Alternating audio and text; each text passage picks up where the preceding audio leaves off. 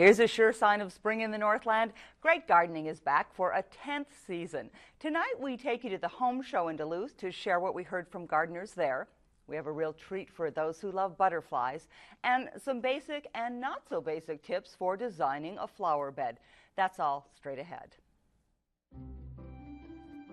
If you look, you actually see the growth for next year. This is a plant that's been infected with early blight. I can feed a lot of people. I always want to use a garden fork. You just wrap it. Hello, thanks for tuning in to Great Gardening. I'm Pamela Fish, and we're welcoming back our garden experts, Tom Casper, supervisor of park maintenance in Duluth. Sorry about that, Tom. And Bob Olin, a longtime state and county educator and horticulturist. And guys, thanks so much for coming back. It's spring again, right? But there really have been some conflicting signs out there. I sure have. First of all, I can't believe this is our 10th season. Isn't it crazy? Only the third for me, but you guys look so young old, for having grizzled. been on the air for 10 years. We haven't aged so a day. experienced. Yeah, you know, there is a lot of conflicting with the weather. Wonderfully warm March, and then in April now we're getting back to sort of those more moderate expected kinds of temperatures. So That's right. We had the warmest March on record, Right. but you know, I was taking a look at some of the data from the State Climatology Center, and actually a warm March isn't at all predictive of what's coming in the future. So and who once knows? again, we really don't know, so we really kind of have to play it by ear and don't get too aggressive, don't start too early. I think that's really words of wisdom. Yeah, as anxious as we are with the warmer weather. Yeah. I've told people, you know, they want to move a little early. Well, move a week early this year, or 3 or 4 days. Don't move a month early. And I think this cold temperatures in April have really demonstrated that. Yeah. again, Bob, sound advice. Thank you. It is. It's always good advice here. We also want to welcome back our intrepid phone volunteers, the Master Gardeners from St. Louis County. They generously donate their time to staff our telephone bank, so don't disappoint them. Call in with your questions. You can call the numbers that are going to come up on your screen here, 218-788-2844, or if you're out of the immediate area, you can call toll-free at 1-877-307-8762. We'll show those numbers again later in the show, but give us a call with your gardening questions. Well, the Great Gardening crew pulled up stakes this week to take part in the Arrowhead Home Show. We started at the deck in Duluth on Wednesday night. There we are. There's Bob and Tom were there with us to generously donate their time. We're going to be there in our booth all weekend long. It's located in the Lake Superior Ballroom next to the giant butterfly. And I was so glad that you two could be there to take time out of your busy schedule, meeting with gardeners, answering their questions, and we will show you how that went coming up later in the show. It was a good experience, though, wasn't it? It was a lot of fun. It really was a lot of fun to talk to folks, you know, and really talk about their excitement for the upcoming season. So. And surprisingly, so many people dropped by, and so many questions, good questions. It was a fascinating time we had. There certainly are a lot of gardeners in our neck of the woods, aren't there? There are a lot of gardeners, yes. All right. Well, we're going to have more on that later on, but we want to tell you that putting in a new flower bed or revamping an old one can seem like a daunting task. But as Tom tells us in tonight's tip, it's a lot easier than you might think.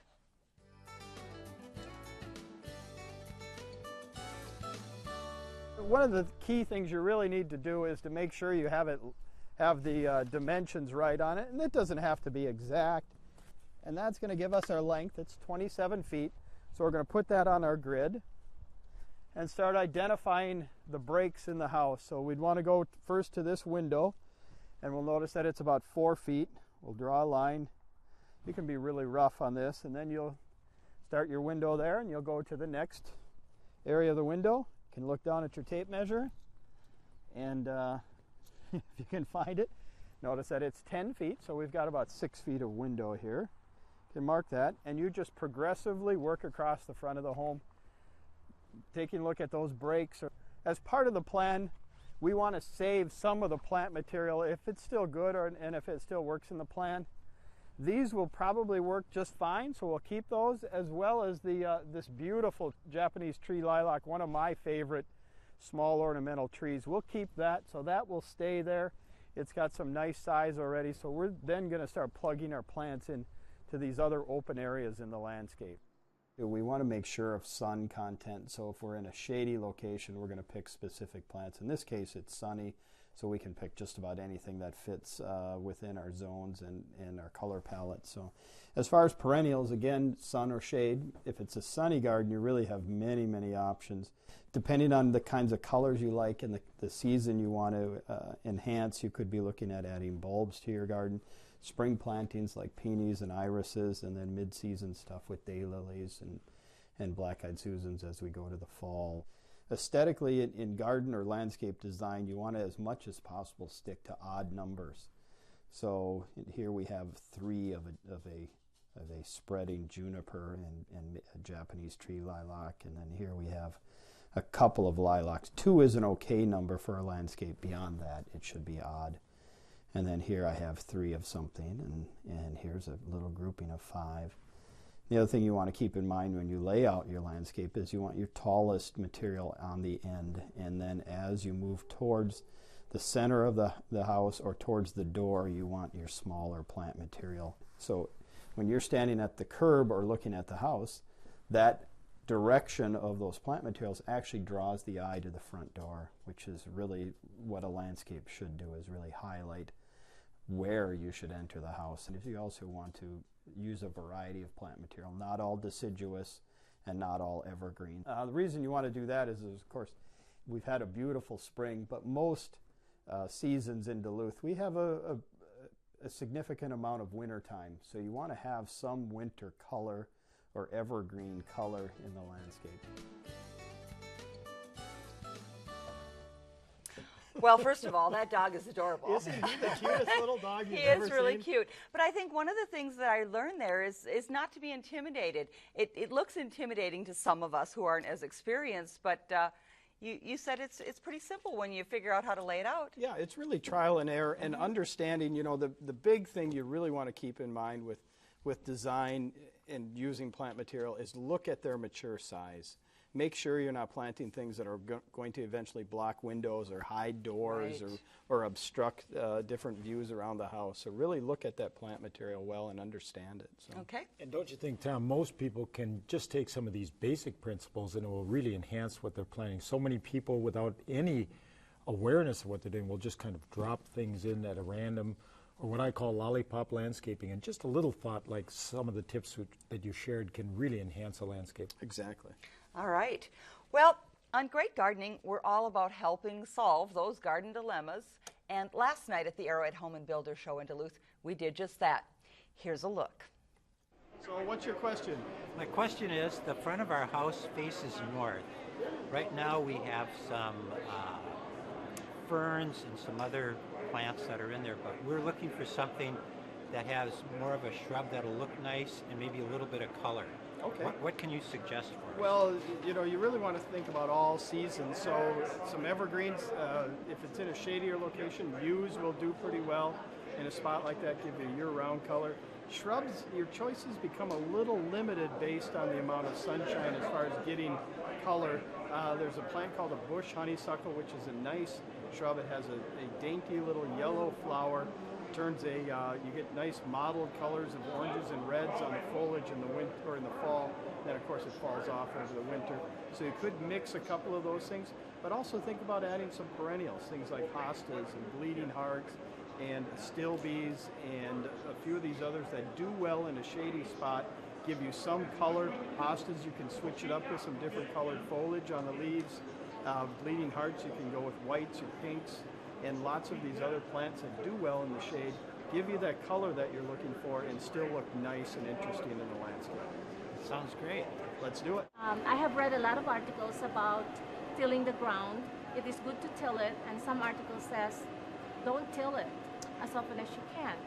So what is the right answer, the right way to do? Again, that's a good question. There is such a thing as over-tilling.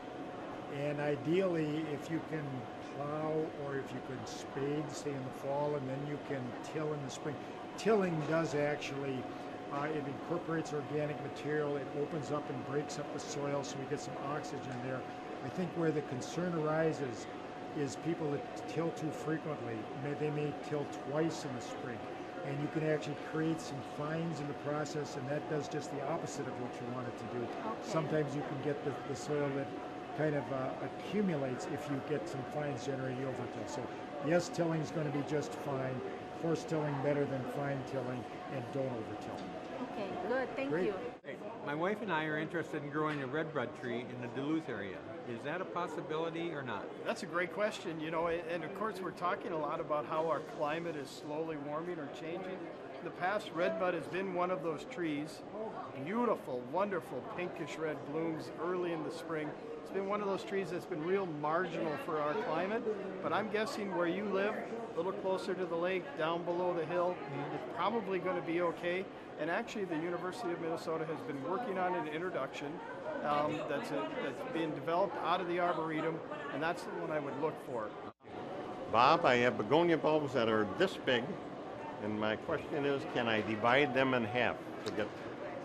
You know, you're really not going to have any advantage doing it that way. They're never propagated that way.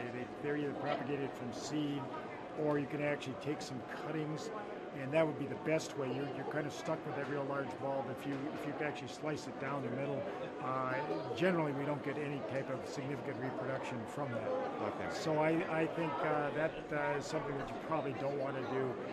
Again, they come from seed, or you can try taking some cuttings from the upper portion of the plant. That's the best. Can you? way to Okay. propagate. Okay. All right, Joyce, what's your question? I was wondering if we have some crab trees at our home. Big, beautiful crab. I don't think they're hopa, but I was wondering if the frost that we've had the last few nights is going to damage the buds. You know, that's a really good question, and depending on where you're living at, of course, down in the cities they were talking about a hard frost, and their plant material is much farther along than ours right now, so they probably are going to see some damage to even those flower buds and those blossoms, and maybe a reduction in fruit production on those trees. In our case, I don't think we're far enough along. I don't think our flower buds have formed or are at a point where they're real exposed. So I think we're going to be okay so far. And hopefully with these more moderate temperatures now, it looks like the next 10 days we won't see frost after, I believe, the next day or so. So they should be okay. We should still have a great bloom, and your hopa crab should still produce wonderful crab that you can make for jellies and stuff like that. So. Hi Bob, I got a question about blueberry plants. What can I do to get them so they bloom better and get more berries out of them? Okay, are they young plants or are they older plants? Older ones, 10 to 12 years old. 10 to 12 years. At this point, actually, they should be really coming into their real maximum productive years. It could be that do you have a lot of plant material there? Have they been growing well? There's a fair amount of plant materials, some new and old. Okay, new and old. I would be pruning out the older stems, and if you take one or two of the older stems, prune it right down to ground level, every year you're going to take out one or two old stems at this point. The other thing you want to be conscious of, let's keep the pH down. You've got to keep that soil acidic, and in the spring of the year you should be fertilizing with ammonium sulfate. That'll give you a little bit of nitrogen to encourage the growth, and it'll also keep your acidity low. And that combination should do well for you. Prune them up, a little additional ammonium sulfate for the fertilizer. Yeah, I was wondering, we have several small apple trees, 1 to 2 to 3 years old, and I was wondering what's the best method to fertilize those and when to fertilize them? That's a really good question. First and foremost, they're not what we call heavy feeders, so they don't need a lot of fertilizer. And the only time you really want to fertilize is in the mid-spring after the leaves have unfolded so that that plant can utilize all the fertility that's coming in from the soil.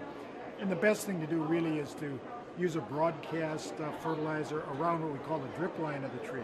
So imagine that you're going to be fertilizing your lawn, but you're going to add a little additional nitrogen, making sure that it gets watered in properly, or do it just before it rains.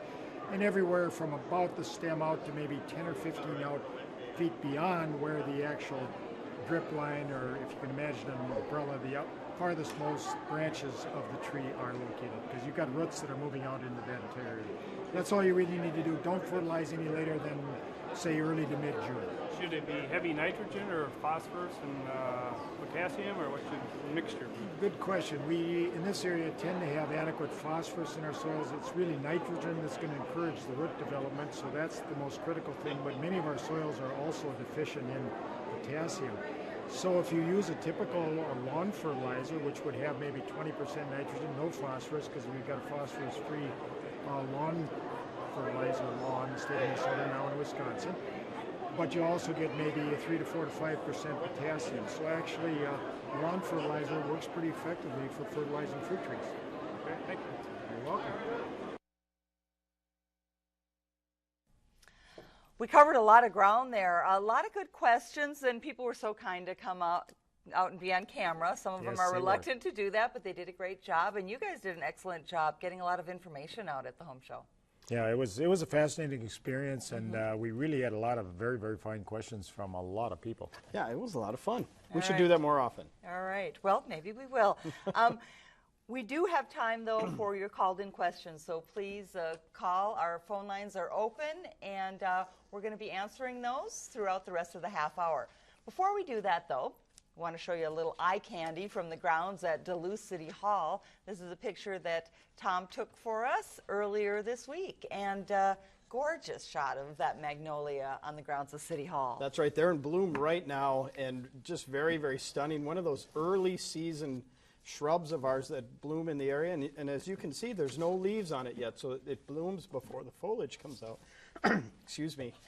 Beautiful, kind of a creamy white color that we see here. They're also now available in yellow and burgundy and red. I've seen them in kind of a purple lilac-y color. Purple mauve kind of color. Yeah, they're gorgeous. And the ones that I saw that were purple kind of smelled like grape Kool-Aid. They're so fragrant. Yeah, they're very fragrant. Well, let's get to some of our questions from our callers tonight. Our first one is from Mary in Washburn, and it says, where can I get plants locally for a water garden? Well, if she's talking about in the water, things like water lettuce and things like that, hyacinth, lotus and things, she can buy those locally. I'm not sure about Washburn, but I know in Duluth, several of the garden centers now are selling those. One of our sponsors actually has a couple of very large tanks that they have all sorts of water plants in. That's our friends at Ingwall's? Our friends at Ingwall's have a great selection. And you know, a lot of people are using those water features more and more, aren't they? They're a nice interest and additional accent to the garden. So, Barb in Superior is wondering, is it too late to prune my spireas? No, actually, this is a great time to prune spirea. You can actually cut them back to maybe 6-8 inches, and they regrow from the root system. They're what we consider a cut-back shrub. It's the ideal time to take them back. Okay, great. Gretchen in Proctor wants to know, how do I get rid of purslane? Let's tell people what that is first. Go ahead, Bob. Well, he's the weed guy. I'm the edible guy. First off, it's an edible weed. Really? And actually, in some areas, it's actually being propagated and introduced for that purpose. And but nonetheless, it's a weed with kind of a broad leaf. It tends to grow right along the surface of the garden. It's an annual, so it comes from seed every year. And it doesn't have a very extensive root system. The simplest way is just to cultivate it out. Okay. You can pull it out, and frequent shallow cultivation early in the season usually takes care of it. It's almost a succulent. It's a very thick stem and thick leaf on it, so it's very, very thick and oh, I squishy. know what it is. Yes, yeah. We had it. Very now that you're describing it, yes, and it does come out really easily. Just about everyone. But boy, does it spread fast. It does, and it's always going to be there. It kicks out a lot of seeds, so it's just something you have to contend with a little bit. But shallow cultivation takes care of it very readily. Okay, well, we're going to have to wait on the rest of our questions, but we want to tell you about some other things that went on at the home show last night. And who doesn't love a butterfly? What about 5,000 of them, though? So also in conjunction with the home show, we took a tour of their butterfly house there, and we learned quite a bit about the life of those delicate creatures. We do butterfly exhibits all over the world, and this one's a little unique because we wanted to do a butterfly exhibit that had native butterflies to Minnesota. What we try to do is we try to have about 5,000 butterflies at any given time, and by that I mean we'll be bringing in at least 5,000 or 6,000 today, and then we'll bring in another 1,000 every day throughout the show. These were all raised by a variety of eclectic people here in Minnesota. Because I run the butterfly house at the Minnesota State Fair, I've got this huge network of people who love to raise butterflies and supply butterflies, and I can pick up the phone and I can say, can I get some of this or that from you? So this one right here, the Luna moth, is probably the most recognizable moth in Minnesota. It's spectacular. And a lot of butterflies like this moth only live for one day, so we have to bring new ones in every day, and we will be feeding them in here. Now the Luna moth does not eat. it does not even have a mouth. This animal is just emerged, and this is what it looks like when it just comes out of the cocoon. And now that will take about 45 minutes for those wings to completely fall down, and then another 45 minutes for it to harden off. Now that's a female. So the females tend not to fly very much. They tend to stay put where they are, but they look identical to the males except they have smaller antennae. So it's shaking right now, and it's warming up. We had them in refrigeration, and as soon as it gets warm enough, it'll fly off of my hand here now. There it goes right there. The Luna moth's defense is to be camouflaged, so they really aren't very good at flying away. So they'll just kind of hang out on you. Now these are eastern black swallowtails, which are native to pretty much all of the United States. Really? We transport them in refrigeration, and when a butterfly is cold-blooded, so when they cool down, they stop moving. And we can keep them cold for about up to 4 or 5 days, no problem at all. Some of the other butterflies, some of the other swallowtails will live throughout the show, but we want it to be an interactive exhibit. We want people to touch the butterflies. You don't want to grab them by the wings. The best way to pick them up is get your hand underneath them, let them crawl up on top of you. Now these butterflies that we bring into an exhibit like this are a little bit tougher than average. We try to bring in some animals that can take a little bit of handling. That way they won't just all disintegrate when the first 1,000 kids come crashing through here. Here in northern Minnesota, so many times, even though you have the butterflies, they're very fluctuating. You'll have one variety very common, and then you won't see it again for 2 or 3 years. And then another variety will be common, and then it goes forth like that. Last year we had Milbert's tortoiseshells, a little red butterfly that were very common in the area, and the year before that it was red admirals. But usually about a week after last frost, we'll start seeing butterflies here. You'll start to see them crossing the roads and in your gardens when there's food available. Availability of food and lack of frost, those are the butterflies' friends. Well, that was fun, and people do love butterflies, and people around here love to plant things to attract butterflies. Absolutely. Tell us about some of the things that we can plant to bring butterflies into the native environment. Well, this is a perfect list for anybody who wants to attract butterflies to their garden. You've got bee balm, and for the last 10 years I've talked almost every show about bee balm. They got bee balm, black-eyed Susan, coneflower, delphinium, allium, coreopsis, phlox, and of course milkweed is really a wonderful attractant for all stages of the caterpillar to butterflies. So, and brings in the monarchs from all over the world. Or they come from Mexico. South Mexico is where they overwinter. Yes, fascinating. Yes. You know, the nice thing on that list, there's some deer-resistant material too, including your favorite there, the bee balm, but also some of the allium species are really very resistant. That's a good point. You attract butterflies and you get rid of deer. There we go. What could be better? Well, let's get to some questions. We don't have much time left, and they are coming in. Peggy in Superior wants to know how she can improve clay soil for her flower beds, and also when's a good time to divide a bleeding heart. Well, want to take the bleeding heart? Bleeding heart right now. Right now, okay. And the soil? Clay soils, I think you really have to constantly be working in organic material. That would be compost, well-rotted manures, acid sphagnum, peat moss. What you don't want to do is put a sand in there, because sometimes you can get a real hard pan that results from that. So every year an annual application of organic, and that'll do the job for you. All right. Someone from Floodwood has a flowering maple plant, about 1.5 years old. It's always been indoors, but it's now spindly. Can it go outside? You can. It's going to take some acclimation. More than likely it's going to suffer from that. If they're going to take it outside, they want to slowly introduce it to the outside. So almost like we do with our annuals and vegetables prior to them going outside, if we've grown them inside, slowly bring them out over time. You know, Tom, a lot of people be bringing out houseplants as well, which isn't a bad idea, but of course we got to be careful about the frost. But your suggestion for slow introductions, I tell people usually put it in the shade and out of the wind for a couple of days and gradually move it out into more sunlight. Yep. Couple more quick ones. Jean from Upper West Duluth, does she need to put her hummingbird feeders out earlier this year? I get a lot of information about hummingbirds, and I haven't heard about any showing up. Generally, it's late April to early May, so I think she's still okay, but who knows with a year like this, it's pretty unpredictable right now. So. Gail from West Duluth, reed canary crept into her garden from an adjoining field. How can she get rid of it? And we just have a few seconds for that one, unfortunately. Reed canary, unfortunately, it's an agricultural grass. It's very useful, but it's also very invasive. So I really think she's going to have to consider the careful use of a product like Roundup or glyphosate, or she's just going to have to get after it and really dig and then mulch in heavily. It can be very aggressive and very invasive. Okay. Well, hopefully we'll get to those questions during our next show. The time always goes fast. Now we want to show you some sure signs of spring from tonight's Grow and Show. We're all anxious for spring's arrival, but in Washburn, Wisconsin, Don and Nancy Larson know they have this to look forward to in the coming days. Bundles of blooming daffodils encircled in a sea of delicate blue forget-me-nots. The Larsons also anticipate the flow of the creeping phlox that surrounds spring tulips. And they're especially fond of their mystery lily and its abundant blush pink blooms. At her garden near Cook, Rachel Foltz too awaits the return of the bright coral tulips that brighten her spring garden. Melissa Steinke calls herself an amateur gardener, but ever more inspired by the blooms that come back in her Morgan Park garden each year. This northern pink hibiscus was a standout. Later in the season, Melissa supplements perennials with colorful potted plants.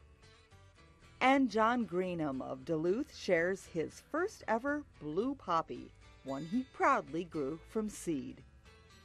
If you have flowers that lift your spirits or inspire the gardener in you to seed and sow, show us the results.